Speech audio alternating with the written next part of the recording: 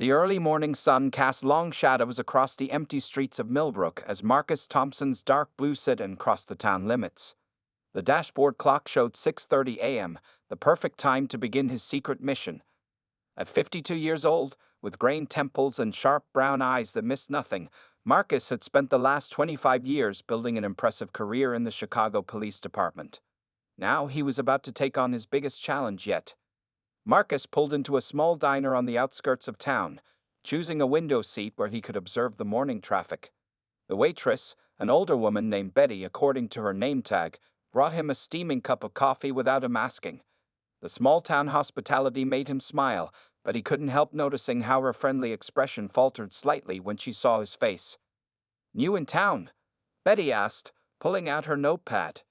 "Just passing through," Marcus replied smoothly, the practiced lie coming easily. He ordered a simple breakfast of eggs and toast, maintaining his cover story of being a business consultant looking for investment opportunities in small towns. As he ate, Marcus watched two police cruisers pass by the diner. His trained eye caught everything: the slightly faded paint on one car, the way the second officer was driving 5 miles above the speed limit with no emergency lights. Small details that told bigger stories about department discipline and oversight. The truth was, Marcus Thompson wasn't just passing through. 3 weeks ago, he had received a confidential call from Millbrook's mayor and city council. They were looking for a new police chief, someone with big city experience who could modernize their department and address growing concerns about discriminatory practices. Marcus's record in Chicago had caught their attention, particularly his success in implementing community policing programs and reducing racial profiling incidents by 60% in his district. After finishing his breakfast, Marcus drove around town in his deliberately modest car, a 2015 Toyota Camry that wouldn't draw attention. He had specifically chosen not to drive his newer Mercedes, understanding that appearing too successful might attract the wrong kind of attention in a town where the average household income was just under $45,000 a year. He passed by the local high school, where teenagers were just starting to arrive for the day. A young black student was being dropped off in a well-maintained but older car, and Marcus noticed how a passing patrol car slowed down noticeably to watch the interaction. The officer's hand even moved closer to his radio, as if the simple act of a parent dropping off their child was somehow suspicious. Marcus made a mental note. This was exactly why he had insisted on spending a week observing the town undercover before officially taking his position. He needed to see the real Millbrook, not the sanitized version that would be presented to a new police chief. He had brought $3,000 in cash with him, withdrawn from his bank account the previous day. The money was supposedly for furniture for his new house, but he also knew that carrying cash while black was often seen as suspicious by prejudiced officers. It wasn't that he wanted to test the local police, he just refused to change his normal behavior to accommodate potential bias. As the morning progressed, Marcus systematically explored every neighborhood in Millbrook. He noted how the patrol patterns changed between different areas, how officers behaved differently in the predominantly white northern section versus the more diverse southern neighborhoods. He watched an officer help a white woman change her tire with a smile, while 20 minutes later, the same officer followed a group of Latino teenagers for 3 blocks without cause. By noon, Marcus had filled several pages in his small notebook with observations. The problems in Millbrook weren't unique. He had seen them in every city he worked in. But here, in a smaller town with only 30 officers, he had a real chance to make meaningful changes. The mayor had promised him full support and autonomy to implement necessary reforms. What the current officers didn't know was that their new chief was already among them, watching, learning, and planning. Marcus Thompson had built his career on being underestimated, on using people's prejudices against them. For the next week, he would continue his observation, gathering evidence and forming plans. And when he finally put on his chief's uniform, he would be ready to transform the Millbrook Police Department from the inside out. Little did he know that before the week was over, 2 officers would give him all the evidence he needed, and learn a lesson they would never forget. It was just past 2 in the afternoon when Marcus Thompson's peaceful observation of Millbrook took an unexpected turn. He had spent the morning documenting the police patrol patterns and was now driving down Oak Street, one of the town's main roads. The late summer heat made the air shimmer above the pavement, and his car's air conditioning worked overtime to keep the cabin cool. In his rearview mirror, Marcus noticed a police cruiser pull out from a side street and fall in behind him. He maintained his exact speed of 25 miles per hour, the posted limit, and kept his hands at 10 and 2 on the steering wheel. 25 years of police work had taught him that sometimes following all the rules wasn't enough to prevent trouble. The cruiser's lights flashed to life, red and blue reflecting off his side mirrors. Marcus sighed quietly and began his usual mental checklist. Registration current? Yes. Insurance up to date? Yes. Taillights working. He had checked them just that morning. He signaled and pulled over smoothly, positioning his car perfectly parallel to the curb. As he waited, Marcus watched in his side mirror as two officers emerged from the cruiser. Their name tags read Brady and Sullivan. Brady was tall and lean, with a swagger in his walk that spoke of overconfidence. Sullivan was shorter, stockier, and moved with the cautious step of someone who had been on the force longer. "Keep your hands where we can see them," Brady called out, his hand resting casually on his holster, an unnecessary gesture that didn't escape Marcus's trained eye. "Good afternoon, officers," Marcus said calmly, keeping his hands visible on the steering wheel. "May I ask why I'm being stopped?" Sullivan stepped up to the window while Brady hung back, maintaining what Marcus recognized as a tactically advantageous position. "You were doing 32 in a 25, Sullivan said, his tone suggesting he had already made up his mind about the kind of person he was dealing with. Marcus knew for a fact that he hadn't been speeding. His years of experience and careful attention to detail wouldn't allow such a mistake. But he also knew arguing would only escalate the situation. "I apologize if that's the case, officer. I was trying to be careful about maintaining the speed limit." Brady snorted from his position behind Sullivan. "Yeah, I bet you were."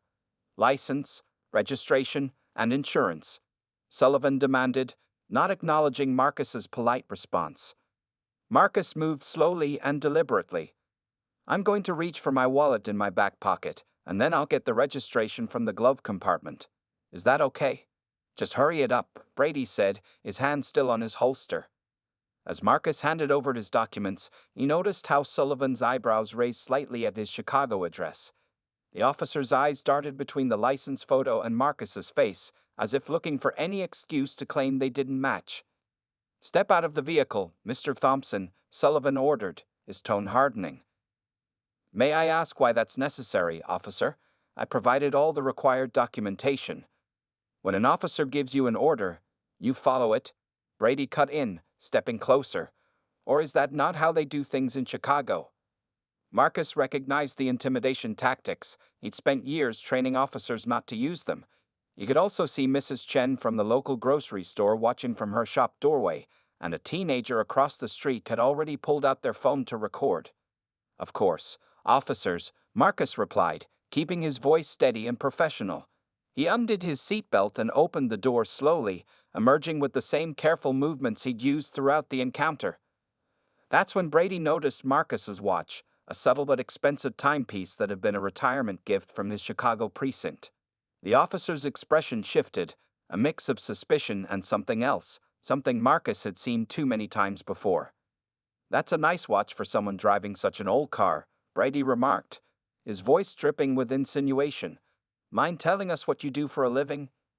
"I'm a business consultant," Marcus answered, sticking to his cover story while noting every word and action for his future report. He could already tell this traffic stop was about to become much more than a simple speeding ticket. The afternoon sun beat down on them as Sullivan began walking around Marcus's car, his flashlight out despite the bright daylight. Marcus stood perfectly still, his mind already cataloging every procedural violation these officers were committing. Little did they know, their next actions would become a cornerstone of the reforms he planned to implement in their department. The tension in the air thickened as Officer Sullivan's search brought him to the passenger side of Marcus's car.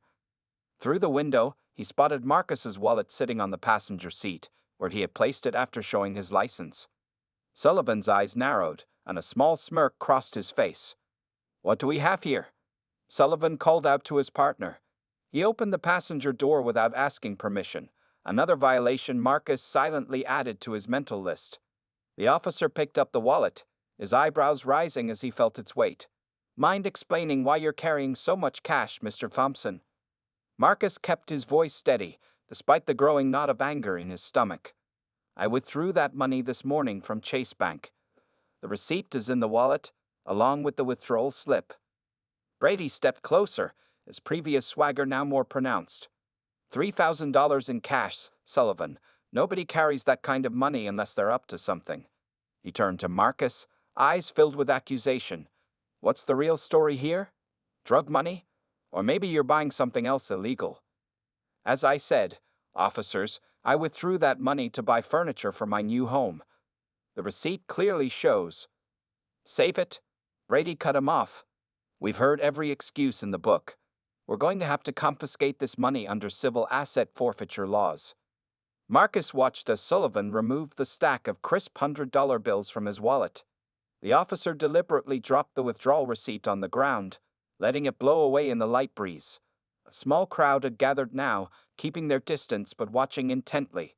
Marcus could see at least 3 phones recording the incident.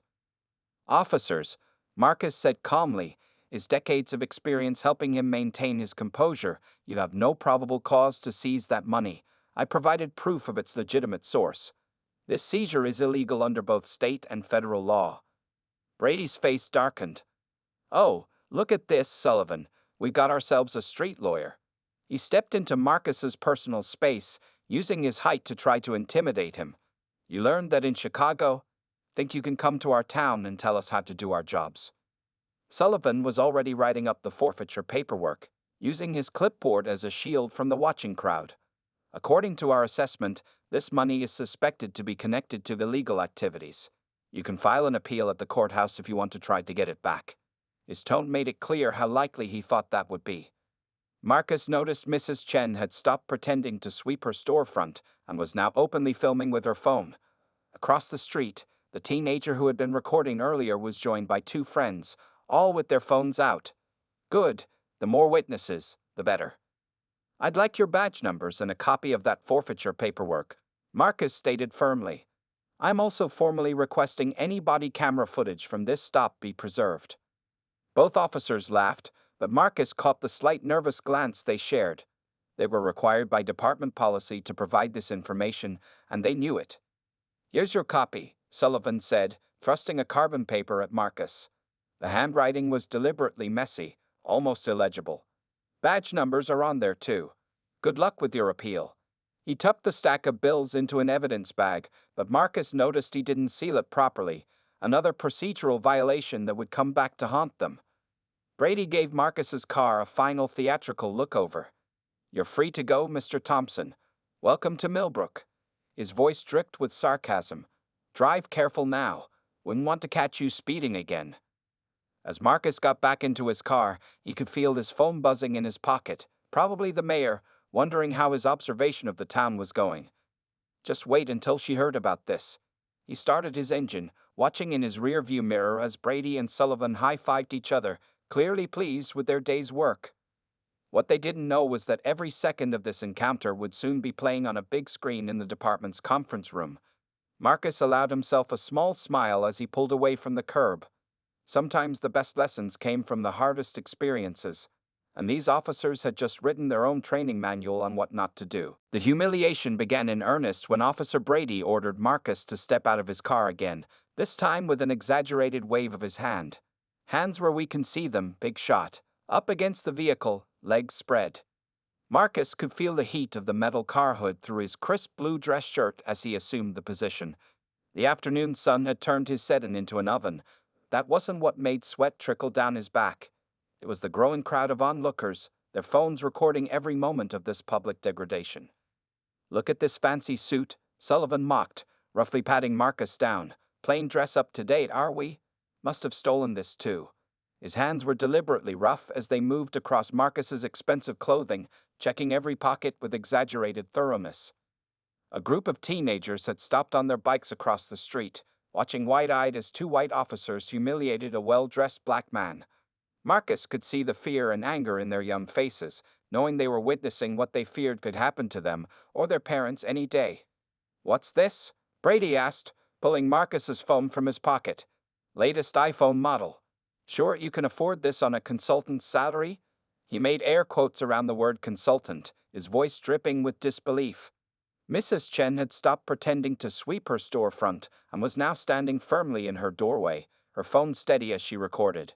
Marcus could see the disapproval on her face, the way she shook her head slightly at the officer's behavior. "My employment and income are none of your concern, officers," Marcus said calmly, still maintaining his professional demeanor despite the heat and humiliation. "I provided all necessary documentation." Sullivan laughed, a harsh sound that echoed off the storefronts. "Oh, hear that, Brady? This one's got quite the attitude. Maybe we should take him down to the station, let him cool off in a cell for a few hours." A car slowed as it passed, the driver craning his neck to watch. Marcus recognized him as Pastor Williams from the local Baptist church. The pastor's face showed a mix of concern and resignation, an expression that told Marcus this wasn't the first time he'd witnessed such a scene in Millbrook. Brady moved closer, his breath hot on Marcus's neck. "You think you're something special, don't you? Coming to our town with your fancy watch and your Chicago attitude." He pressed Marcus harder against the car. "Well, let me tell you something, around here, we do things our way." The sun beat down mercilessly as the officers prolonged the stop, making a show of checking Marcus's trunk, his engine compartment, even looking under the car with their flashlights. Every movement was calculated to demean, to demonstrate their power over him. A young woman pushing a stroller hurried past, trying to shield her children's eyes from the scene. But her little boy, no more than 5, stared with wide eyes at the man pressed against the car. Marcus met his gaze briefly, seeing the confusion there, the early seeds of distrust being planted. "Nothing in the trunk except some empty boxes," Sullivan announced loudly, slamming it shut with unnecessary force. "Probably planning to fill them with something illegal, weren't you?" Marcus remained silent, knowing anything he said would only prolong the ordeal. He could feel his shirt sticking to his back, sweat rolling down his face. But he stood tall, maintained his dignity, even as the officers did their best to strip it away. "All right, Mr. Big Shot Consultant," Brady finally said, stepping back. "You can go, but remember, we'll be watching you. Millbrook isn't Chicago. We keep our streets clean here." As Marcus straightened his tie and prepared to return to his car, he caught sight of his reflection in the window. Despite their best efforts, he still looked every inch the police chief he was. His posture was straight, his expression composed. In less than a week, these officers would learn exactly who they had humiliated on this hot afternoon. But for now, Marcus Thompson, the secret new chief of police, simply nodded politely, got into his car, and drove away. Behind him, the crowd slowly dispersed, their phones full of evidence that would soon turn this small-town police department upside down. Later that evening, Marcus sat in his temporary apartment, surrounded by documents spread across his dining room table. His laptop glowed in the dimming light as he methodically built his case against Officers Brady and Sullivan. The incident had left him shaken, but years of experience had taught him to channel anger into action. He started by writing down every detail of the encounter while it was fresh in his mind. His trained memory captured everything: the exact times, the officers' badge numbers, the sequence of events, and every procedural violation they had committed. His neat handwriting filled page after page of his notebook. A soft ding from his phone interrupted his work. It was a message from Mrs. Chen, the grocery store owner who had witnessed the incident. She had found his business card on the ground near where he was stopped and decided to reach out. Attached to her message was a clear video of the entire encounter.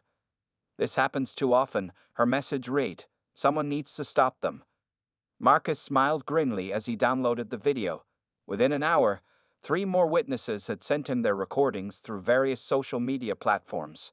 The teenager who had been filming, Jamie Martinez, according to his profile, had even captured the moment when Officer Sullivan deliberately dropped the bank receipt. Opening his laptop, Marcus logged into the police department's database using the administrative access the mayor had already granted him. He typed in Brady and Sullivan's badge numbers, and his suspicions were confirmed. In the past year alone, there were 27 complaints filed against them for similar incidents. All had been dismissed without investigation. A knock at his door made him look up. It was Pastor Williams, the man who had driven past during the incident. The pastor had tracked him down through Mrs. Chen, wanting to share his own statement and years of documented cases of police harassment in the community. "These officers, they've been doing this for years," Pastor Williams explained, placing a thick folder on Marcus's table, but nobody in power ever seemed to care. Marcus carefully added the pastor's documentation to his growing pile of evidence. He had already submitted formal requests for the body camera footage, dash cam videos, and all official reports related to the stop. As the incoming chief, he knew they couldn't deny these requests, even if they didn't know who was asking for them yet. His phone buzzed again. This time it was a message from a bank teller at Chase, who had seen the incident from the bank's window. She offered to provide a notarized copy of Marcus's withdrawal slip and security camera footage showing him leaving the bank with the legally obtained money. Working late into the night, Marcus created a detailed timeline.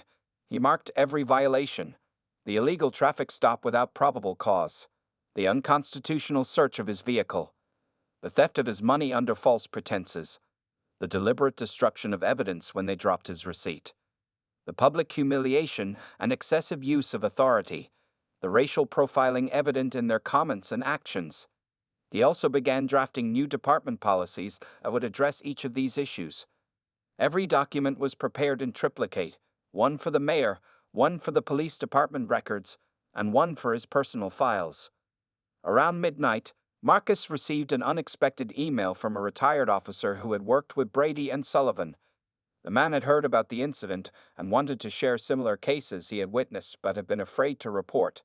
His testimony would be invaluable in showing a pattern of behavior. As Marcus organized the growing mountain of evidence, he felt a mix of sadness and determination. These officers had accidentally given him exactly what he needed: a perfect case study in everything wrong with the department, and a clear path to fixing it. He glanced at the chief's badge sitting on his bedside table, still in its presentation box. In less than a week, he would pin it on and walk into the department, facing the men who had humiliated him. But he wouldn't just be seeking revenge. No, Marcus Thompson had bigger plans. This incident would become the cornerstone of real change in Millbrook. 1 week after the traffic stop incident, the Millbrook Police Department's main conference room buzzed with nervous energy. All 30 officers sat in rows, waiting for their first meeting with their new chief. Officers Brady and Sullivan sat in the back row, looking bored and trading jokes about the fancy city boy they expected to see. The mayor stood at the podium, her face carefully neutral as she prepared to introduce the new chief. Behind her, a large screen displayed the department's logo. What the officers didn't know was that it also contained video footage ready to play at the touch of a button. "As you all know," the mayor began, "we've spent months searching for the right person to lead this department into the future. Someone with experience, integrity, and a proven track record of positive change." Brady leaned over to Sullivan, whispering something that made them both snicker. A few rows ahead, Sergeant Martinez, Jamie's father, turned to give them a disapproving look. Without further delay, the mayor continued, "I'd like to introduce your new chief of police, Marcus Thompson." The side door opened, and Marcus walked in wearing his full-dress uniform. His chief's insignia gleamed under the fluorescent lights, his shoes polished to a mirror shine. The room fell silent as recognition dawned on several faces. Brady's coffee cup slipped from his fingers, spilling across the floor. Sullivan's face turned a shade of white that would have been funny under different circumstances. In the front row, several officers who hadn't been involved in the incident looked confused at their colleagues' dramatic reactions. "Thank you, Mayor Wilson," Marcus said, his voice carrying clearly through the silent room. He stood at the podium, looking every inch the distinguished law enforcement veteran he was. "Some of you may recognize me. Others are meeting me for the first time. But over the past week, I've had the opportunity to observe this department in action." He pressed a button on the remote control, and the screen behind him came to life. The video from Mrs. Chen's phone began to play, showing Brady and Sullivan conducting their illegal traffic stop. The color drained from their faces as their own voices filled the room, their discriminatory comments and illegal actions on display for all their colleagues to see. "This incident," Marcus continued, his voice firm but not angry, "is why I'm here. Not just because of what happened to me, but because of what has been happening in this community for years." He clicked through more slides. Statistics on racial profiling, citizen complaints, and civil rights violations. Each piece of evidence was meticulously documented, impossible to deny or explain away. "Officers Brady and Sullivan," Marcus said, turning to face them directly, "you didn't know who I was last week. You saw a black man in a nice car and made assumptions. You violated department policies, state laws, and constitutional rights. You took money that wasn't yours and tried to humiliate a citizen you were sworn to protect. The two officers seemed to shrink in their seats as their colleagues turned to stare at them. Some faces showed shock, others showed a lack of surprise that suggested this wasn't the first time they'd heard about such behavior. But today isn't about punishment, Marcus continued, his tone shifting. It's about change. About learning from mistakes and doing better. This department will be transformed, not through fear or retribution, but through education, accountability, and a renewed commitment to serving all members of our community equally. He walked away from the podium, moving to stand in the center of the room. Every officer in this room has a choice to make today. You can be part of the problem, or you can be part of the solution. Those who choose to embrace change will find a mentor and ally in me.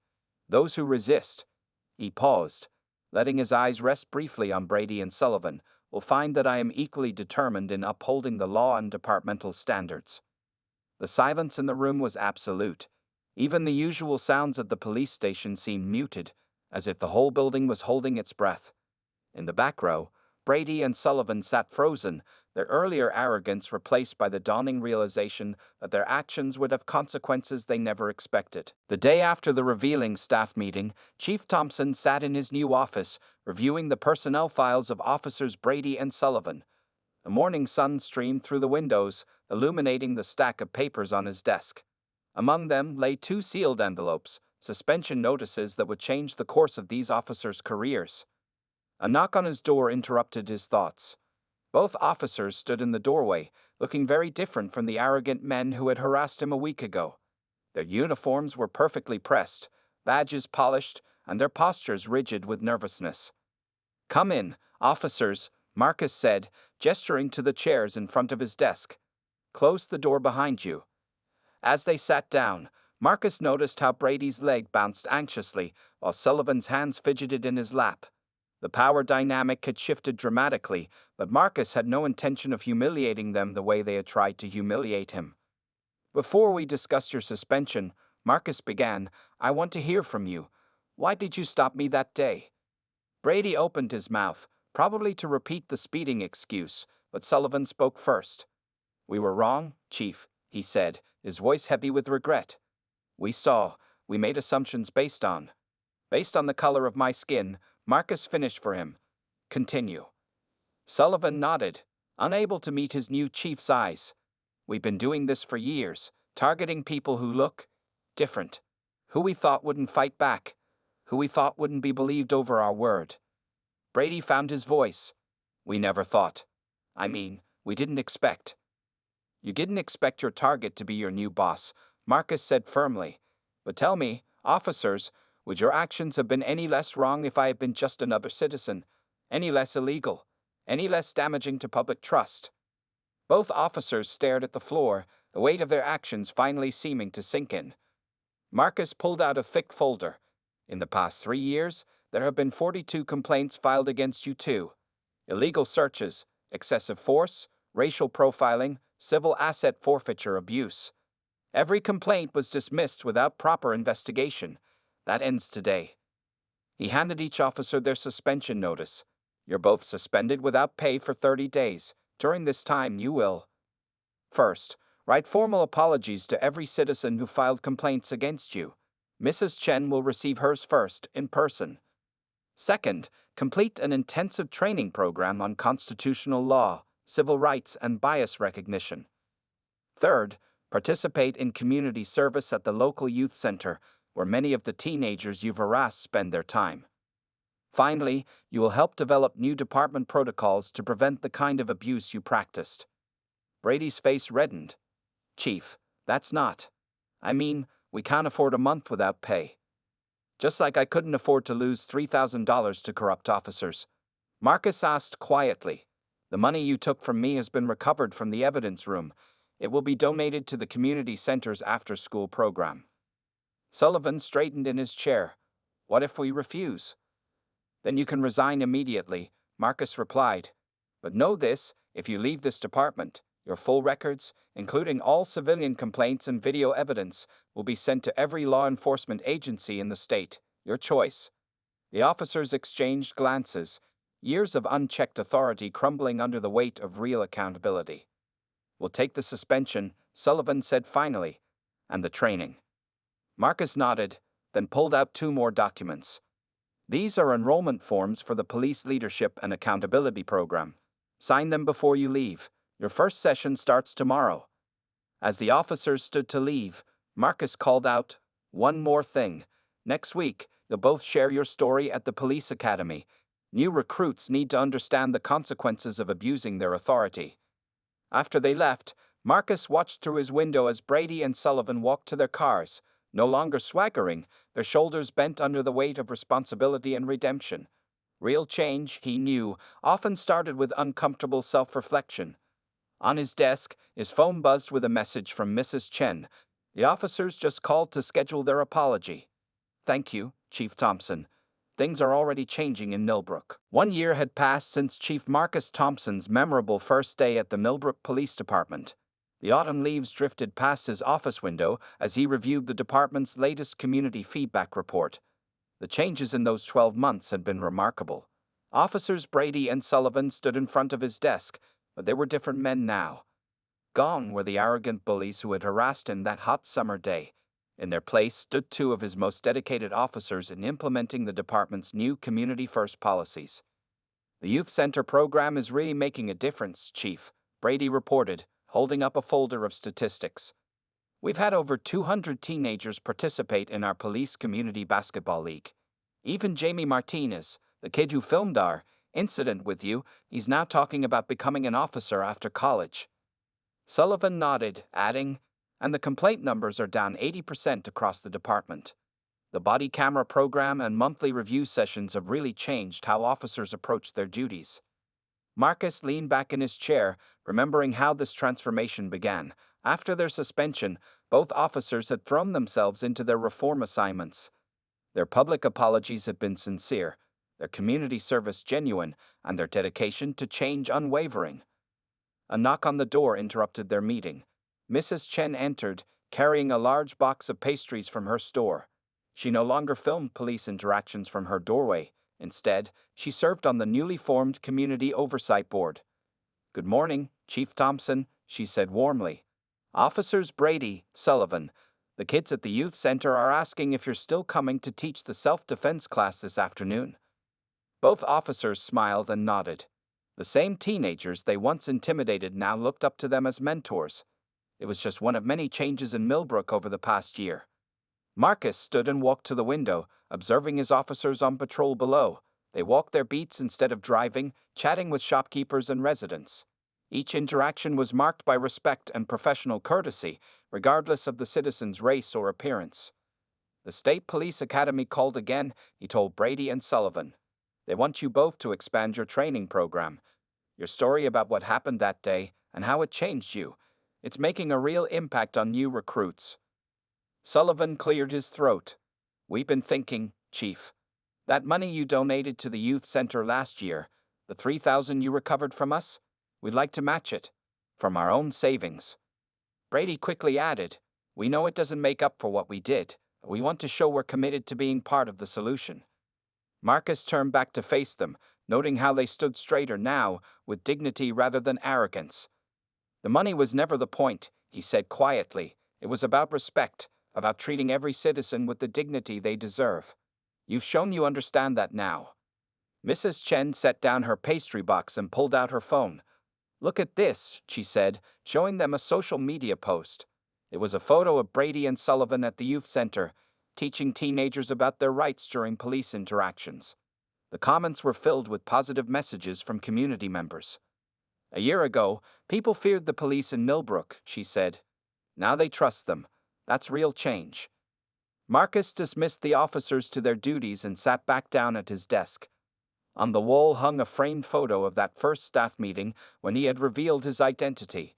Next to it was a more recent picture, the entire department standing with community leaders, including Pastor Williams and Mrs. Chen, at the opening of the new Community Policing Center. His phone buzzed with a message from the mayor. "State Police Association wants you to speak at their annual conference. Theme: transforming police culture through leadership. Your story is inspiring departments across the state. Marcus smiled, remembering something his father, also a police officer, once told him: real change doesn't come from punishment alone, it comes from showing people a better way forward. Outside his window, Brady and Sullivan walked toward the youth center, their badges catching the autumn sunlight. They had chosen that better way forward, and in doing so, had helped transform not just themselves, but an entire department and community.